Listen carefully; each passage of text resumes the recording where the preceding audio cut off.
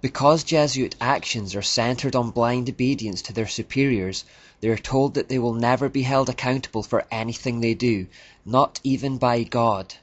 They are absolved of all personal responsibility as they become mere puppets for those that are higher up in the hierarchy.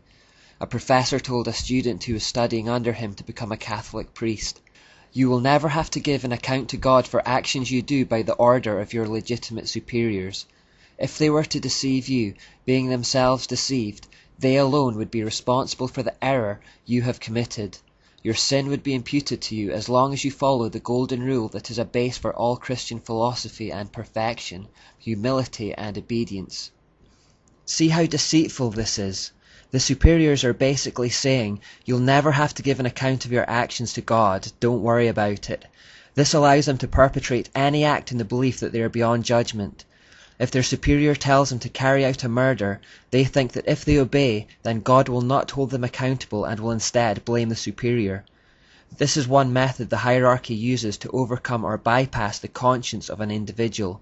When you combine this with the spiritual exercises that have taught them to suppress human emotion and imbued them with demons, you can see how they would become capable of some extreme acts of violence, and anything else for that matter. A second vital principle for Jesuits can be summed up in the phrase, "the end justifies the means." Remember this one, it's very important. Before this maxim, the ideas of absolute right and wrong completely vanish.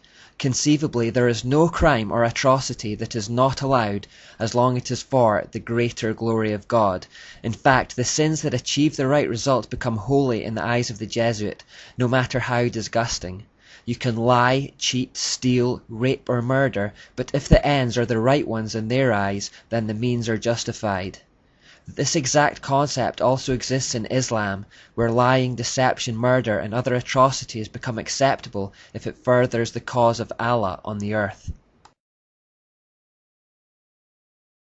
A third twisted principle of the Jesuits is probabilism. If a Jesuit has in mind to do something but knows it is very probably illegal, if he can find the merest hint that it may not be, he is allowed to continue with his action. For example, if he consults 100 teachers or doctors about his intended action and 99 say that it would be unlawful, but then one tells him that it may not be, he can act on that 1% probability that it is in fact lawful. In fact, if the Jesuit can imagine any reason in his own mind why his action may not be unlawful, however unlikely, this frees him to do it.